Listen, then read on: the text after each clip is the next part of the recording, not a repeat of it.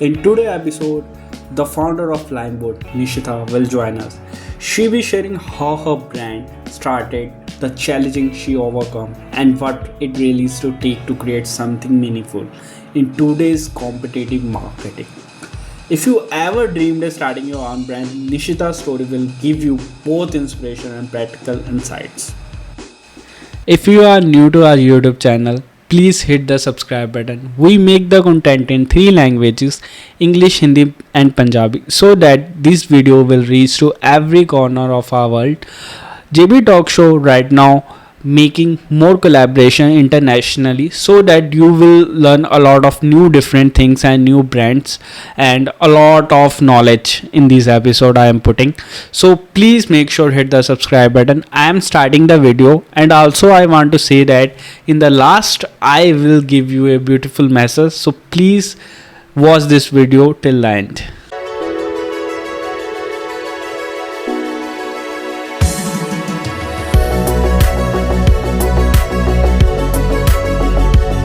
Paul, Nitisha, I researched a lot about you and your brand.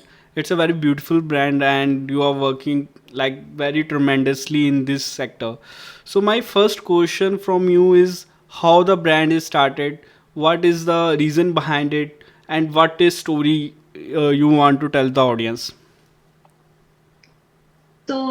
This started when I was in my engineering. So when I just joined my engineering college, it was in 2017, and when I was just preparing for one of my semester exams on my tennis, and that's when I was thinking to myself, I have to do this for 4 years, which means like 8 semesters, internals, externals, and I easily get bored. So I was thinking to myself, I need to have a side hustle or something, because since childhood I've always been interested in having clubs. We had something called Go Green Club and sort of those kind of things. So I've always been interested in having side hustles or side projects to work with. That always kept me going, and that's how Limewood started. I immediately called like a bunch of friends and I told them, listen, I want to start something. I wasn't sure as to what to start, but I knew I wanted to do something from home.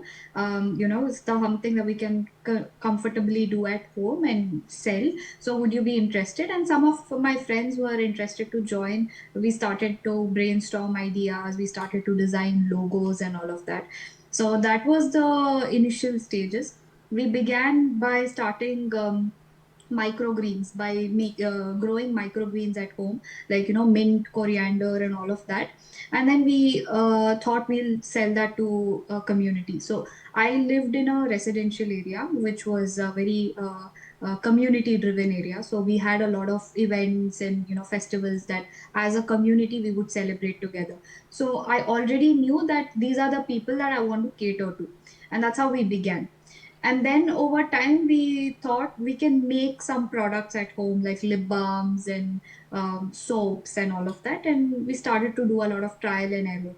And I also identified a supplier in Bangalore who can supply beeswax and glycerine base for soaps and all of that.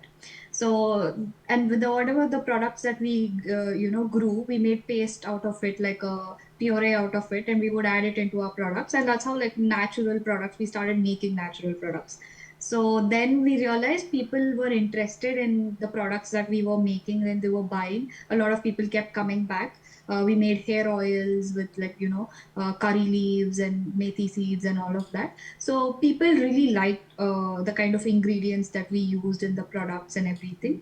And that's how it began, actually. So it's very interesting to listen the whole the story. Nitisha, what kind of products actually you are selling to the peoples? Because there are a lot of products in the market which is chemically made. So when we talk about the lime woods, what type of ingredients they have, and why as an customer we trust you? So we try to use natural ingredients as much as possible. So majority of the product we use, natural powders and purees and things like that. For example, spirulina powder, kaolin clay, coffee, charcoal, beeswax, and all the butters and oils. We have a supplier that supplies us with shea butter and cocoa butter and all of these. So these are the kind of products that we deal with. Less processing. We make sure that our products don't undergo too much of processing steps, because then whatever we are using, we also use a lot of essential oils in our products as natural fragrances over synthetic fragrance. So if you're processing a product too much, then there are chances that it will lose its the good parts of it. So whenever we're using these powders like kaolin powder, spirulina powder, and all of that, it's important that we don't process it as much to maintain the goodness, the value of those ingredients. Yeah, so we have soaps, but sometimes we can't really avoid, because let's say soap, for example, it needs to undergo a process called saponification. So only then a soap will be born. And for it to undergo that process, there are two main ingredients. One is the oil and one is the lye. So when lye and oil come together, that's when the product becomes soap. So it's no longer lye or it's no longer oil, it becomes soap. And that's what gives it that, smooth, frothy property for the soap, and the cleansing property for a soap. So that is the base product, and we have to ultimately do that. And lye is something which is a chemical that is found even in natural, even in nature. Say, for example, you can find lye in ash. When you burn wood, the ash that is left out, that has lye component in it. So if you boil it in water, it will get concentrated, and you can actually make soap out of it. So that's a little interesting fact about it. So these are certain steps that we can't avoid when we are making such products. But the other kind of ingredients that are going in there, we try and keep clean ingredients as much as possible. So it's very interesting to listen whole process, and I want to try that product. I got interested in it. And Mhm. my next question: when you are building a Limewood, what is the biggest challenge you face in the process in building a brand? Um, since we started out as a home business. Bootstrapping is something that we've done since day one. So we didn't have any investor who've invested in the brand, and we wanted to keep it that way, because we were still trying out a lot of recipes, testing the products, and testing out what works and what doesn't. So when you're bootstrapping your business, most times what happens is that your product portfolio might not be complete yet. And so even if you have, let's say, two or three good products, but you still have a lot of other ideas to fill your product portfolio, you can't really fund it because you're a bootstrapping business. So I think that was the biggest challenge. And one of the ways, if anybody else, they're bootstrapping, because most of us tend to, when you're starting out newly in this sector, one of the things that I would suggest is, when you're bootstrapping your business, prioritize on what are your main things to set up first, and then get that right. Be it your product, packaging, and all of that. And then go on to the next one, be it expanding your product portfolio, or scaling it in different ways. So bootstrapping has always been a bit of a challenge, because we have so many other ideas, but we can't do all of it because the funds are limited, and we have to only use it to certain things for now. So yeah, that's one of the challenge. Okay, so it's very interesting to listen all the things. And Hmm. I have a major question. Your name is Yeah. very catchy. When I am searching about all the stuff, I am going to LinkedIn and Instagram, researching all the things about the brand. So Limewood is very catchy name. How it is come in your mind, behind a story about it? So please tell us. So when we initially had the idea of starting something like this, we were just, because like I said, we initially started off by microgreens, growing microgreens and all of that, right? So we wanted to come up with a name which aligns with freshness, and all of that natural freshness and all of those kind of things. And so we brainstormed a lot of names. I still remember, I had written down in a notebook, I had written down like a bunch of names. Out of them, I was kind of aligned to the name Limewoods, because the moment I hear the name, personally for me, the first thing that I relate to is anything natural, anything fresh, anything related to nature. So that was always like my top pick, but we still had several other names. And among ourselves, me and my friends, we kind of did a little poll and all of that, and we picked out Limewoods. So that's how we came up with it. And back then we didn't even have Chat GPT, so it was just us brainstorming all the names. Yeah, it's very interesting because the thing is that Limewood is very catchy name when I'm researching about it. So I'm thinking that yeah, it's very interesting name. So ma'am, in today's skincare market, there are a lot of brands. How Limewood stand out, and what kind of like competition you got in that market? Yeah. So I know that skincare in itself is a very competitive market, and there are just so many brands out there. And you go to any store, the retail shelves are like stocked with several different. Every time you walk into the store, you'll find a new brand in skincare or hair care. So that, although I started off making these products, I think personally for me, the brand values and the brand identity that I want to create has been changed over a period of time. Because when I initially began, it was just about making products. But right now, if you ask me, I am more inclined towards the wellness sector. So when I mean wellness, it's not just about physical products that we apply on face or hair. It's also about how we want to feel mentally. And as a result of that, one of our new products where we launched was our journals, our Easy Spa, Easy Care journals. And these journals are like, it's something that will help in your mental health journey as well, Yeah. right? And personally for me, my mental health has been a roller coaster for a very long time. And so it's very important when it comes to wellness, when it comes to self-care. It's not just about the kind of products that I put on my face, and I just put on a face mask and I sleep. That's not just self-care for me. It's also about how I feel, how I'm able to communicate my feelings, and physically, how my body feels, be it the kind of breath work that guided breath work that you do throughout your day, or journaling and all of that. So I'm kind of trying to incline more towards that. So end of the day, when you're starting any brand, it's about the kind of brand values that you want to create around it, and that's how you can stand out, even regardless of how much of a competition there is in the market. Okay. So, ma'am, when I'm researching your Instagram, we see Easy Journal. And Yeah. yeah, it's very kind of interesting because you are making the skincare products and all the stuff. And there are also a like a book kind of stuff. So, ma'am, Yeah. tell me about that. What is the idea behind it? Why Easy Journal is important for the Limewood? Yeah. So yeah, like I mentioned, the theme that I am going with is wellness, and wanting to be in the wellness sector.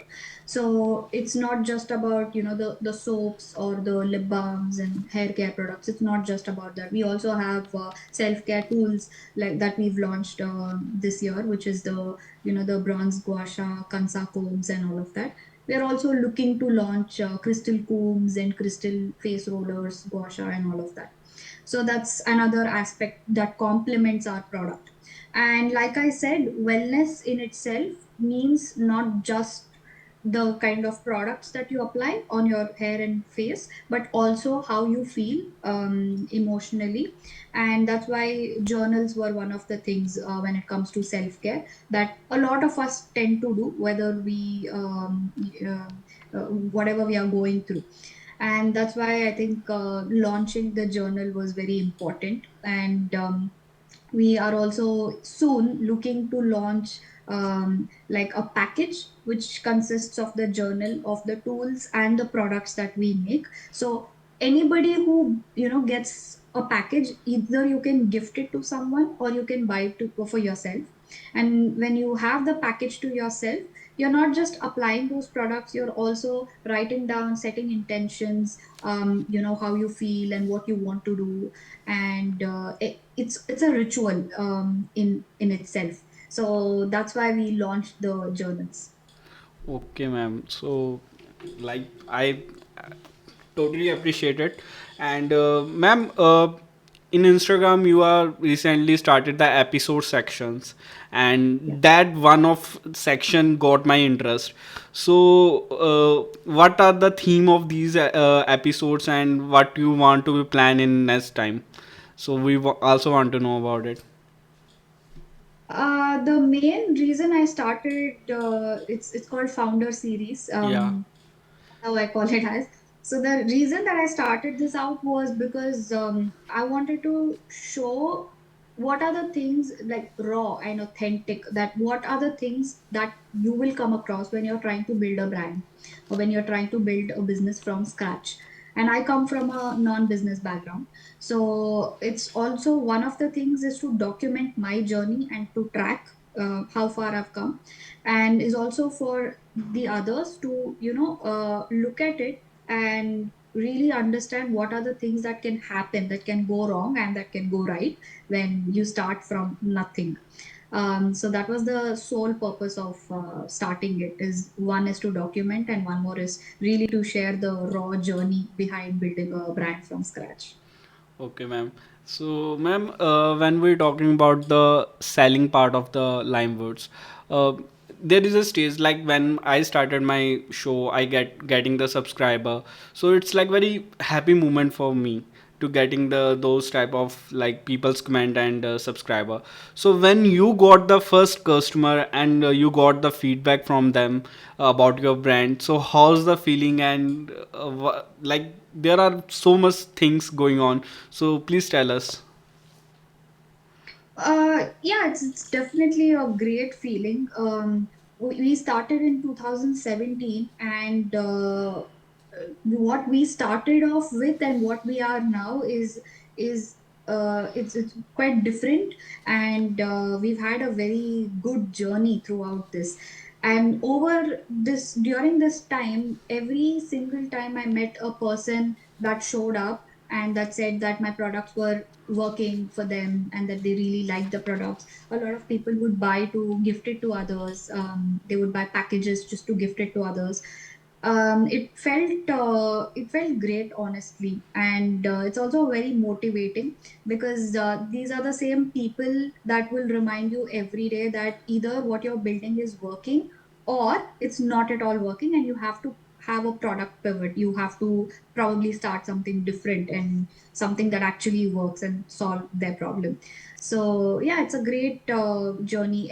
I've kept a count on every single follower on the Instagram page. I've kept a count on every single customer, every single order, because I personally manage that. I do all the admin job for the thing. So I know how many orders are going out and who are my repetitive customers, and all of these. So yeah, it's a great feeling, and that's what keeps us motivated. Yeah, ma'am. One more thing, ma'am. If we're talking about the marketing section, and what type of marketing you like for your brand, like Instagram, social media, or like going to the surface and meeting people. So, what type of channels you use for the marketing purpose? So when we initially began, I did a lot of stalls back when I was in my college because I also had some free time. So we would set up a lot of stalls in universities. In Bangalore, a lot of Mount Carmel. We did a lot of stalls in Mount Carmel because it was a girls-only college, and there were a lot of people that were interested. Both the professors, the ladies, as well as the girl students. So that was a major hit for us, and during that time I also got to meet a lot of other businesses, people who I met, two really old ladies, and they had a community of women whom they were trying to help, who came from really poor background and wanted to work. So they were raising funds for them. They were selling cupcakes.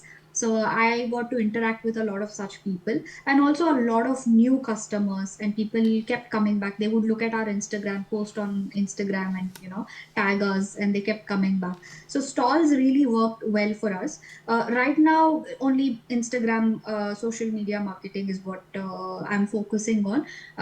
But yeah, in terms of sales, stalls have been a major hit. And in terms of engagement and just growing the brand awareness, social media has really helped.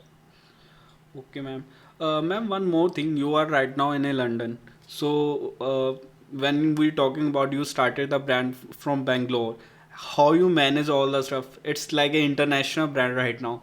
So, how's the things going on? I yeah, I mean, I remotely manage my family. They've been a very big support to me. So Yeah. they've believed in my vision since day one.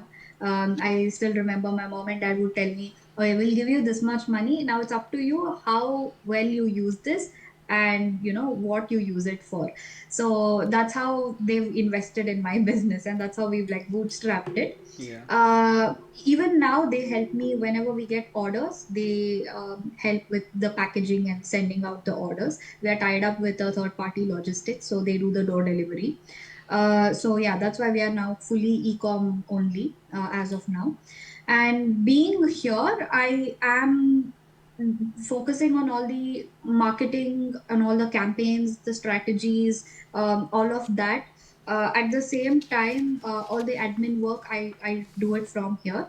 At the same time, I also have a mixed interaction with both Indian customers and customers here in the UK, because I have a bunch of people who've used my products here and who bought the products from here.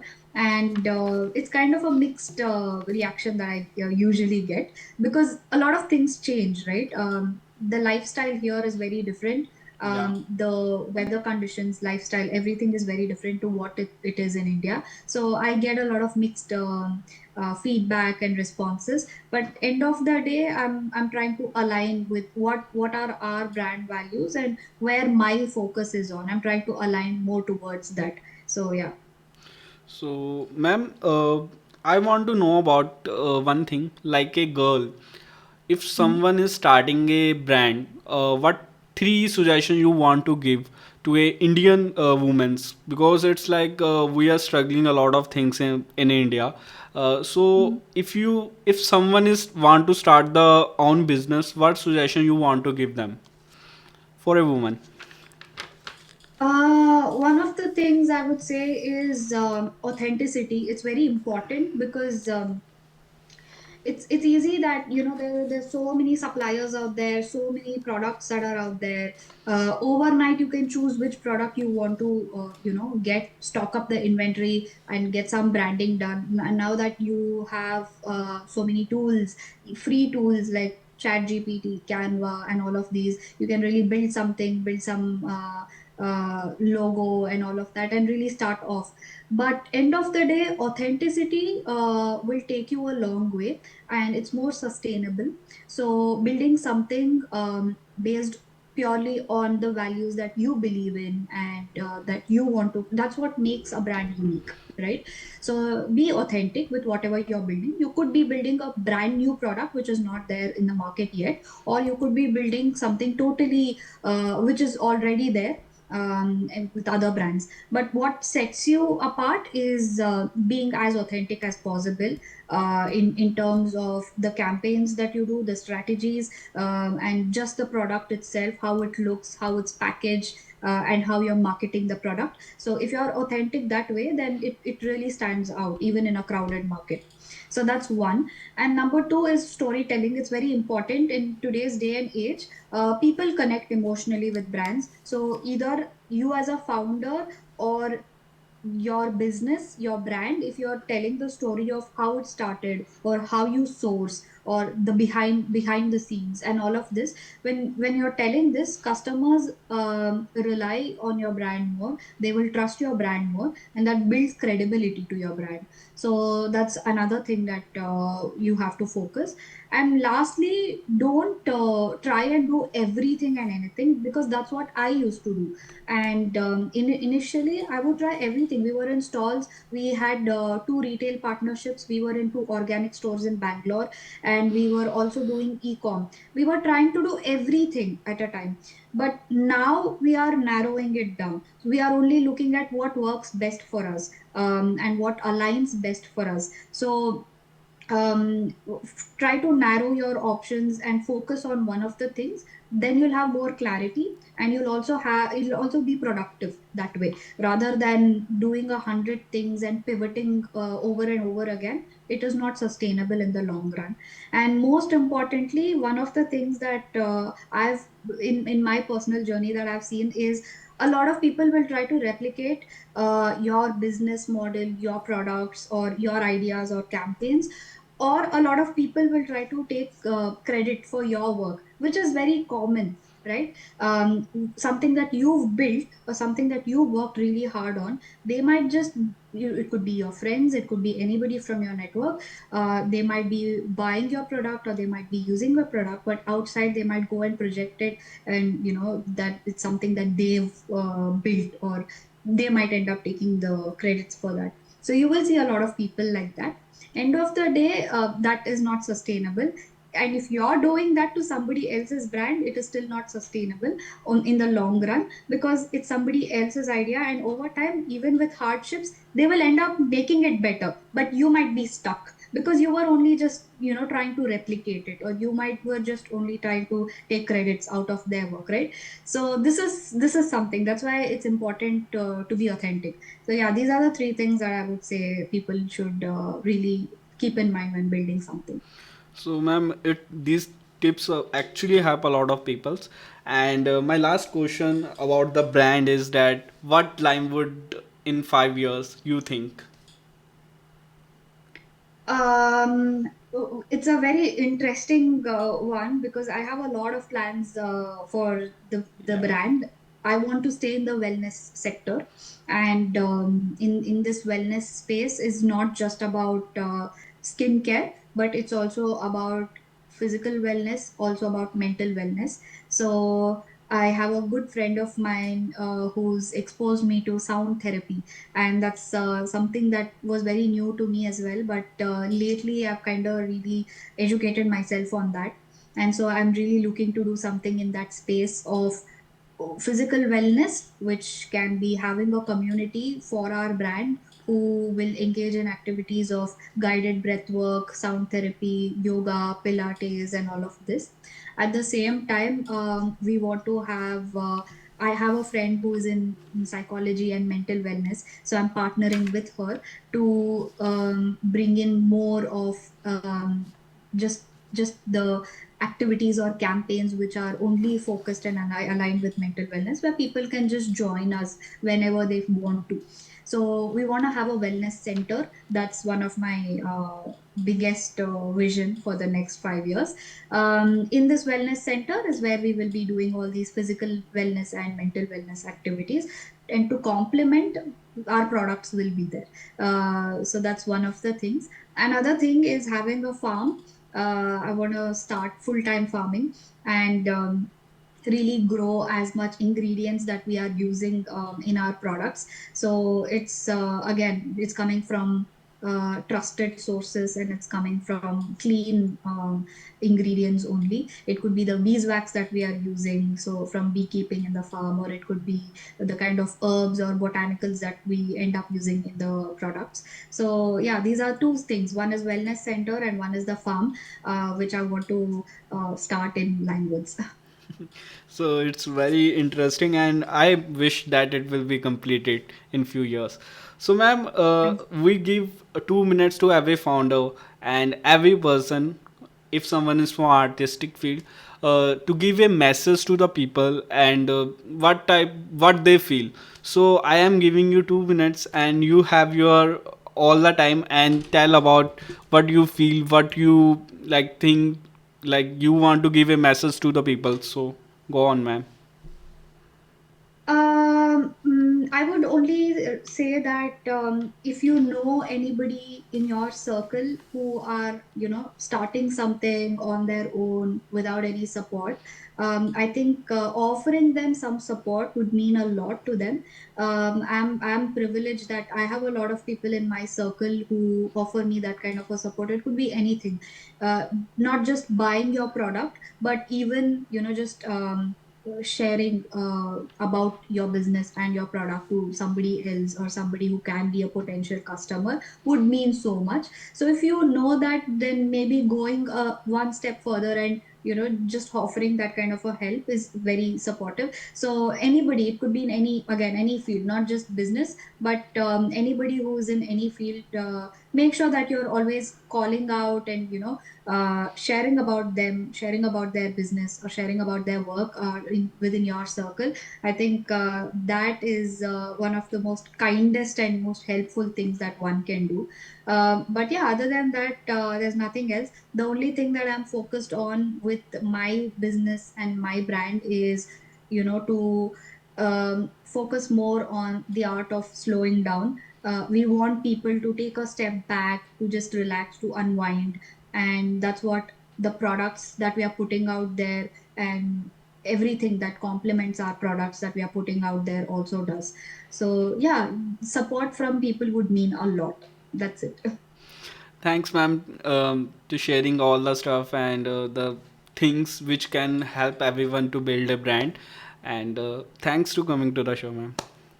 No, thank you for doing this podcast, because I think this is it just came out of nowhere when when I was actually working and all of a sudden received your message saying if I was interested to do this podcast. It really means so much that you're out there and doing this and exposing so many people who are in different industries. So kudos to you.